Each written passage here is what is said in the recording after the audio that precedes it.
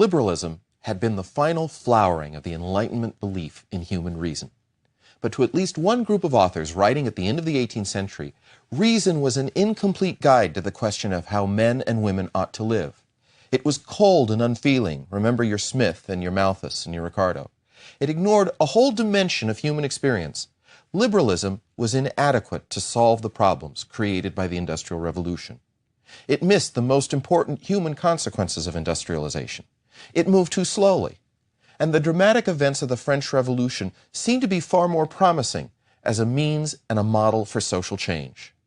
These writers, who very largely rejected the tenets of liberalism and even to some extent of the Enlightenment, were the first Romantics. Now that term romantic, like the term liberal, has all sorts of modern connotations which don't always stem from the movement's original historical meaning. Often we use it to mean sentimental, idealistic, nostalgic, even erotic. But what did the term mean originally? And why does an adjective which we attach to steamy novels have anything to do with the age of steam, the Industrial Revolution? We can trace the roots of Romanticism to the middle of the 18th century and to a qualification, or in some cases a reaction against, the Enlightenment. As we've seen, a number of Enlightenment figures questioned 18th century faith in pure reason.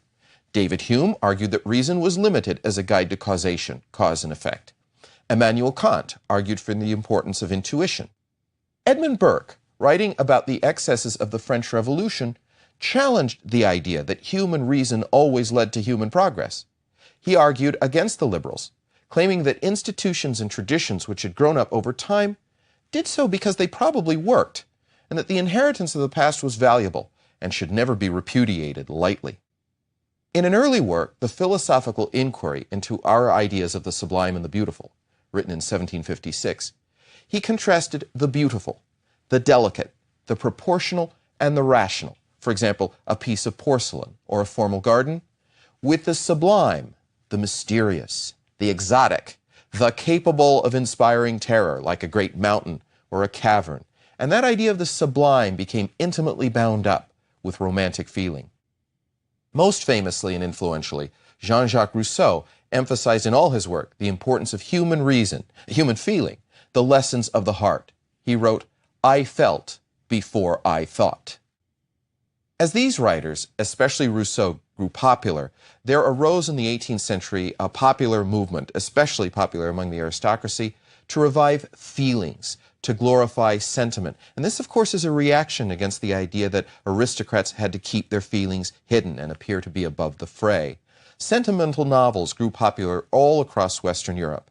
On a much higher level, in Germany in the late 18th century, The Sorrows of Young Werther, a 1774 by Johann Wolfgang von Goethe, set the pattern for the lonely, tortured romantic hero who ultimately fails in his quest for love and commits suicide. This book was hugely influential. Napoleon claimed to have read it over and over. In his poetic drama, Faust, published between 1830 and 1832, Goethe takes the old and much-treated legend of a medieval alchemist and turns it into a romantic tale of a lonely, brooding hero striving for knowledge who literally sells his soul to achieve it, but is eventually redeemed by the woman he wronged.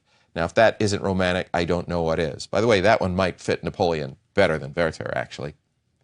The dramatic poetry of Schiller, William Tell, and Mary Stuart casts historical figures in dramas that emphasize strong emotion.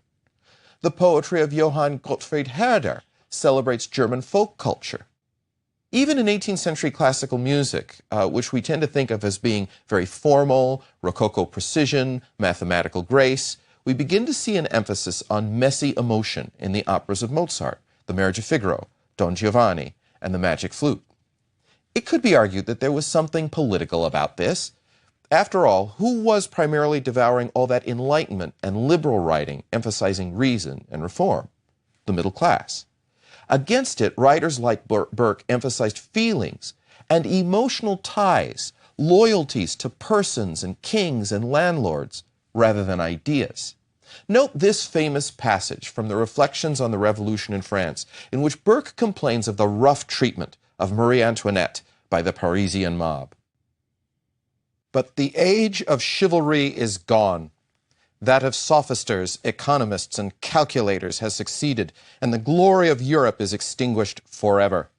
Never, never more shall we behold that generous loyalty to rank and sex, that proud submission, that dignified obedience, that subordination of the heart which kept alive, even in servitude itself, the spirit of an exalted freedom. The unbought grace of life, the cheap defense of nations, the nurse of manly sentiment and heroic enterprise is gone. It is gone, that sensibility of principle, that chastity of honor, which felt a stain like a wound, which inspired courage while it mitigated ferocity, which ennobled whatever it touched, and under which vice itself lost half its evil by losing all its grossness. Personal reflection. I guess if you're going to try to defend an irrational status quo, if you're going to try to convince people how great it is to be ruled by kings and queens, if you're going to try to get people to forget that Marie Antoinette was eating cake while her people starved, this is the way to do it. Appeal to the emotions. Now, Edmund Burke is often credited as one of the founding voices of Romanticism, but also of conservatism. Can you see how the love of kings and of countries and of flags, devotion to the old religion, and perhaps a yearning for the good old days when people knew their place and were looked after by benevolent aristocrats, the old great chain of being, is at once profoundly conservative, but also romantic. I think it's fair to say that modern American conservatism blends this romantic view of the past with classical liberalism. So how was it that Romanticism and Romantic writers became defenders of the working class, if this is such a conservative movement? To understand that, we have to examine those Romantic figures who did their writing in the midst of the Industrial Revolution.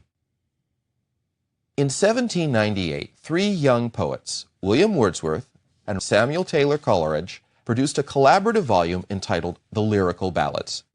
Now, to understand why this book was so revolutionary, why it's often considered the founding work of Romantic poetry in English, let me read to you an example of what poetry was like before the Lyrical Ballads, Alexander Pope's Essay on Man. Now, as I do, I'm not concerned that you pay that much attention to the meaning. I'd like you to pay a special attention to just the sheer sound of the poem, its form, to know how the lines, pay attention to how the lines end. Know then thyself, presume not God to scan. The proper study of mankind is man, placed on this isthmus of a middle state, a being darkly wise and rudely great, with too much knowledge for the skeptic's side, with too much weakness for the stoic's pride, he hangs between, in doubt to act or rest, in doubt to deem himself a god or beast, in doubt his mind or body to prefer, born but to die, and reasoning but to err. Created half to rise and half to fall, great Lord of all things, yet a prey to all, sole judge of truth, in endless error hurled, the glory, jest, and riddle of the world. Note how neatly sculpted these lines are. They're like an 18th century garden. They're made up of rhymed couplets, regular rhythms, clear line endings. Clearly, Alexander Pope has his doubts about human reason and progress, and yet the oral effect of the poem is to actually celebrate rationality, proportion, mathematical precision. Note above all that the subject of the poem is lofty, philosophical, and utterly impersonal. Now compare this to the most famous poem from the Lyrical Ballads, lines composed a few miles above Tintern Abbey on revisiting the banks of the Wye during a tour, July 13th, 1798. 5 years have passed, 5 summers with the length of 5 long winters, and again I hear these waters rolling from their mountain springs with a soft inland murmur. Once again do I behold these steep and lofty cliffs that on a wild, secluded scene impress thoughts of more deep seclusion, and connect the landscape with the quiet of the sky. The day is come when I again repose here under this dark sycamore, and view these plots of cottage ground, these orchard tufts, which at this season with their unripe fruits are clad in one green hue, and lose themselves mid groves and copses. Once again I see these hedgerows, hardly hedgerows, little lines of sportive wood run wild, these pastoral farms, green to the very door, and wreaths of smoke sent up in silence from among the trees. Do you hear the difference? I would argue that these opening lines tell us almost everything we need to know about Romantic poetry. at least for the purposes of this lecture. In particular, they suggest to me 5 distinguishing characteristics of Romanticism that will determine its attitude towards industrialization. First, an emphasis on content over form. Note how the lines meander across the page. As I read them, could you tell where they left off, as you could with Pope? Again. The day is come when I again repose here under this dark sycamore and view these plots of cottage ground, these orchard tufts. These irregular rhythms serve better to convey strong emotion, which brings me to the second characteristic of Romanticism. In Romantic poetry, emotion is good. Feeling is to be embraced and to be shared. Again, compare this to Pope. Is there any emotion there? Third, I would note a celebration of individuality. Note the emphasis on the feelings of the individual. Obviously, Wordsworth's reflections are personal to him. Do we know anything personal about Pope? Who he is, what his experience has been? Wordsworth expects you to care about him and what he feels. Fourth, a lot of what he feels has to do with the past, a yearning for the past. 5 years have passed, 5 summers, with the length of 5 long winters. For the philosophes and their liberal heirs, the past was a bad place. It was full of irrational traditions and stupid superstitions. But for the Romantics, the past is a comfortable place. It is progress that is sinister. Fifth, the poem obviously celebrates nature. Note how the poem almost makes it human. Little lines of sportive wood run wild. During the 18th century, nature was something to be tamed. In 18th century formal gardens, if it couldn't be tamed, mountains, waterfalls, nature was frightening. But the Romantics embraced nature. They distrusted cities. In a later poem, The Prelude, Wordsworth writes about the close and overcrowded haunts of cities where the human heart is sick. I would argue that these are the principal characteristics of Romanticism. 1, valuing of content over form. 2, valuing of human emotion over reason. 3, the value of the individual over the impersonal. 4, of nature over the artificial. And 5, of the past over the present and the future. We see these characteristics again and again in Romantic novels. Scott's Ivanhoe of 1819, with its nostalgia for the medieval past. Mary Shelley's Frankenstein of the previous year, about an individual who struggles against death itself, making his own Faustian bargain, whose creature is himself a doomed romantic hero. Victor Hugo's Hunchback of Notre Dame, Les Miserables, or Cromwell all emphasize emotion, and they emphasize the individual as well as the romance of the past. We see the same characteristics in Romantic painting. Jacques-Louis David, who portrayed the French Revolution and Napoleonic Empire as grand romantic adventures. Eugene Delacroix, his famous Liberty, Leading the People, emphasized the color and the emotion of the French Revolution of 1830. You'll remember my stressing the idea that French revolutions are always to some extent about emotion. Caspar David Friedrich's magnificent landscapes revel in the majesty and the mystery of untamed nature, as well as the lonely heroism of the individual. The British painter J.M.W. Turner also seems to emphasize the emotions produced by natural landscapes. And in The Fighting Temeraire, he bewails the replacement of sail and wood with steam and iron ships, as a ship that fought with Nelson at Trafalgar is taken to the breaker's yard. His swirling style lays the ground for Impressionism later in the 19th century. Then there's Romantic music. After all, Beethoven wrote the Pastoral Symphony, not the Industrial Symphony. His sonatas with nicknames, usually admittedly bestowed by publishers, not by himself, have names like the Moonlight, the Pathétique, the Tempest, the Appassionata. Beethoven broke down old forms, and he created new ones.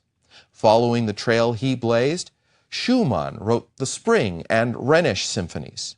Mendelssohn's Hebrides Overture and Scottish Symphony both depict foreboding scenery, and that scenery is linked to romantic historical legends. Liszt's tone poems and piano pieces lionize, Liszt himself as a romantic hero. The operas of Wagner are drenched in history and myth, legend, and deep emotion.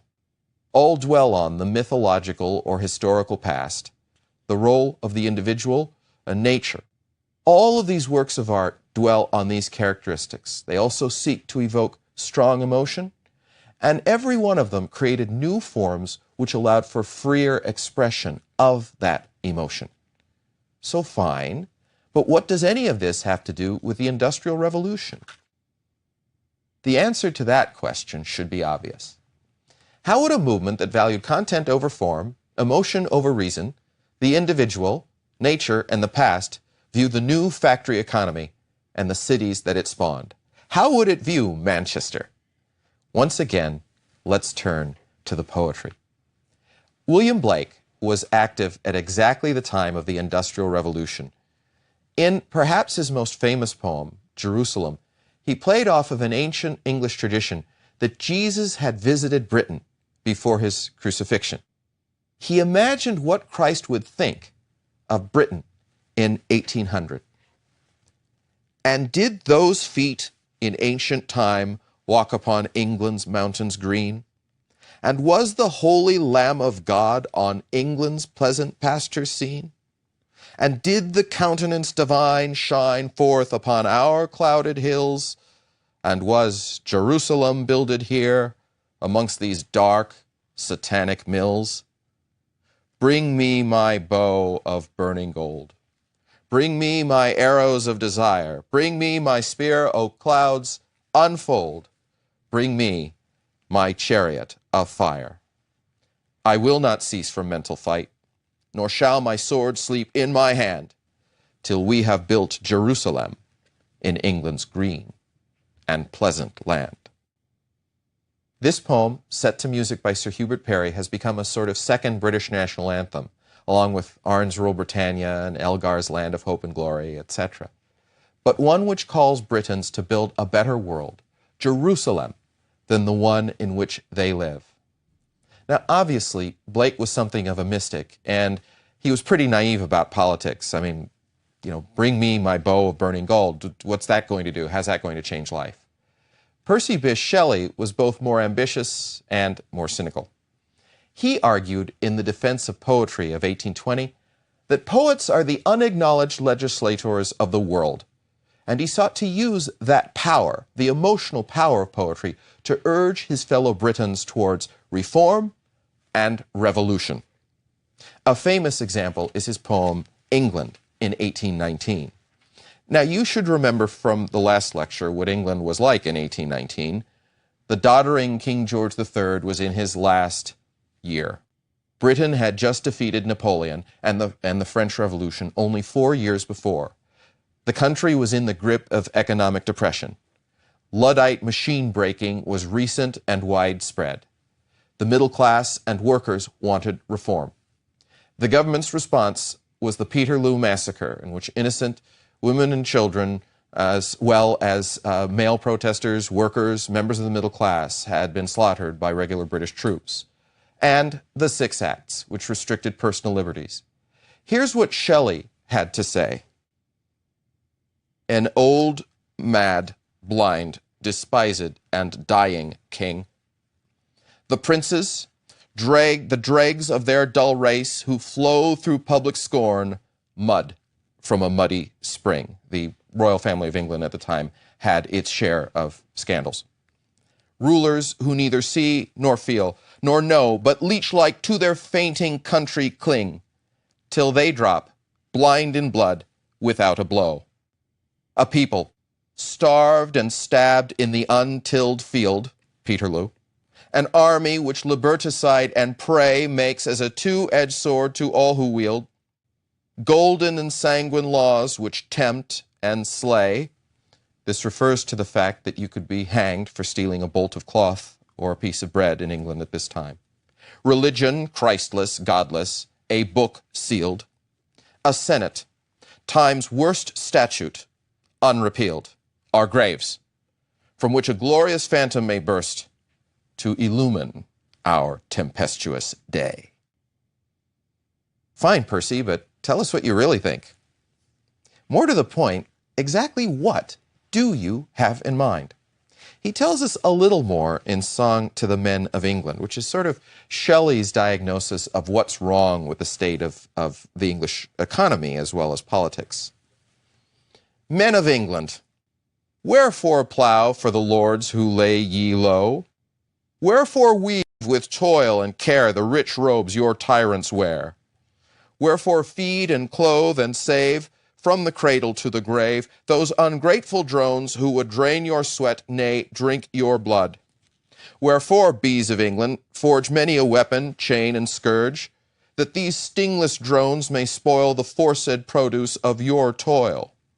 Have ye leisure, comfort, calm, shelter, food, love's gentle balm? Or what is it ye buy so dear with your pain and with your fear? The seed ye sow, another reaps. The wealth ye find, another keeps. The robes ye weave, another wears. The arms ye forge, another bears. Sow seed, but let no tyrant reap. Find wealth, let no impostor heap. Weave robes, let not the idle wear. Forge arms, in your defense to bear. Shrink to your cellars, holes, and cells. In halls ye deck, another dwells. Why shake the chains ye wrought? Ye see the steel ye tempered. Glance on ye. With plough and spade and hoe and loom, trace your grave and build your tomb, and weave your winding sheet, till fair England be your sepulchre. Well, okay.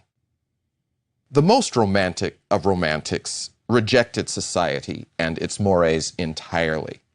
Byron, Shelley, Franz Liszt all lived scandalous sexual lives. Coleridge and De Quincey experimented with drugs, the latter writing about it in Confessions of an English Opium Eater. Wordsworth and Shelley, later even Wagner, became political revolutionaries. English romantics in particular welcomed the French Revolution. Wordsworth wrote, "Bliss it was in that dawn to be alive, but to be young was very heaven. O times in which the meager, stale, forbidding ways of custom, law, and statute took at once the attraction of a country in romance, when reason seemed most to assert her rights." Compare that with how Edmund Burke felt about the French Revolution. These writers hoped for and expected the same for England and elsewhere. Romantics wanted a complete regeneration of society, not unlike the radicals of the 1960s, who also lived unconventional lives and who also thought that society was on the verge of undergoing radical change. Beyond England, continental romantics took up the call. In Germany in 1804, Friedrich Schiller's William Tell and the famous opera by Rossini celebrate a Swiss hero fighting against the tyranny of the Holy Roman Empire after the Reformation. As we've seen, Beethoven's incidental music to Egmont and his opera Fidelio take on a similar theme, while his Ninth Symphony, setting the words of Schiller, imagines a world in which alle Menschen werden Brüder, all men shall be brothers. In Italy, Alessandro Manzoni wrote The Betrothed in 1827, in which a peasant couple fights to end feudalism. In Russia, Alexander Pushkin went to prison for writing an ode to liberty in 1820. And yet, as in the 1960s, radical change never really came. There was no revolution in Britain. Britain never experienced the great romantic French-style revolution that Wordsworth and Coleridge and Southey really expected any day now. Rather, as we've seen, it experienced gradual change as liberal ideas triumphed. France's first revolution turned into Napoleon's empire, and we've discussed what Beethoven thought of that. The Revolution of 1830 was more middle-class and liberal than romantic and radical. Louis Philippe was a prosaic figure, not dashing at all. And in fact, over the 1830s and 40s, he turned increasingly repressive and conservative. English, French, and German romantics would have to travel to find congenial and successful revolutions. They could travel to South America. In the 1820s, Simón Bolívar, a Napoleon-like figure, led South Americans in successful rebellions against Spain. The poet Byron famously went to Greece. He fought and died for Greek independence during its war with the Ottomans in 1829. Or they could wait for the series of revolutions that would erupt in Europe in 1848. Of course, they couldn't predict that. But most romantics did not wait. Most seem to have undergone a kind of personal retreat. Wordsworth and Southey became establishment figures defending the status quo. Wordsworth later dedicated a poem to the intrepid sons of Albion. Albion is an ancient word for England, who fell at Waterloo, fighting the French Revolution. Both men eventually were named poets laureate to the sovereign of England. Your job as poet laureate is to write an annual ode in praise of the monarch on his or her birthday. Could you become any more establishment than that? Later in the 19th century, John Ruskin urged a return to the medieval past with guild organization and craftsmanship. He wanted elaborate Gothic decoration for public buildings. You can see his influence today in many public places in Britain and America, especially American university architecture, British railway stations, and Barry and Pugin's design for the Houses of Parliament, which are actually a lot more medieval looking than the medieval buildings that they replaced, yet they were built in the 1830s and through the 1850s. Many romantics embraced a nationalism which de-emphasized the brotherhood of man and liberal reform in favor of embracing local traditions, folk culture, national unity, and identity. We'll talk more about this in a subsequent lecture. Thomas Carlyle saw society's best hope in the ascent of some great hero, a sort of combination of an enlightened despot and a Superman, who, like Napoleon, would right the wrongs of the Industrial Revolution. Matthew Arnold, like Mill, urged better education, but the tone of much of his writing, for example, Dover Beach, is valedictory and resigned, as if civilization had seen better days. The sea is calm tonight, the tide is full. The moon lies fair upon the straits. On the French side, on the French coast, the light gleams and is gone. The cliffs of England stand, glimmering and vast, out in the tranquil bay. Come to the window, sweet is the night air. Only, from the long line of spray where the sea meets the moon-blanched land, listen. You hear the grating roar of pebbles which the waves draw back and fling.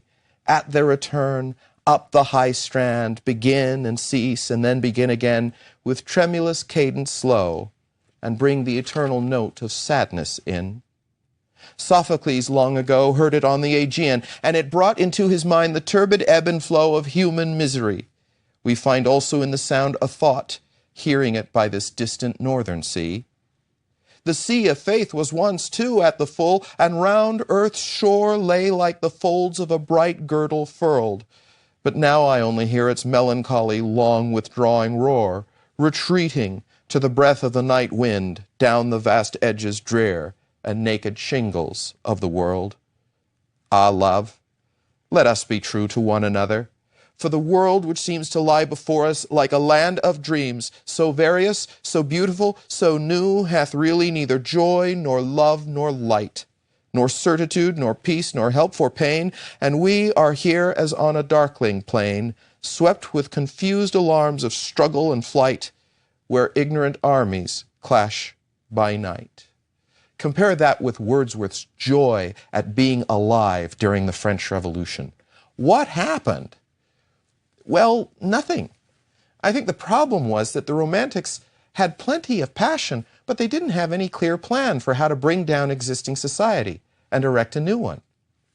Like the radical counterculture of the 60s, the Romantics knew how to inspire strong feelings of indignation at the injustice of existing society and excitement about the possibility of imminent change. But with their emphasis on individuality and emotion, on nostalgia for the past, they failed to organize. They had no practical plan. Indeed, the German writer E.T.A. Hoffmann once described the fundamental characteristic of Romanticism as infinite longing. So maybe it was inevitable that achieving their goal was beyond their capacity. So, as with the radicals of the 1960s, the movement's main achievement was in changing attitudes, ways of thinking.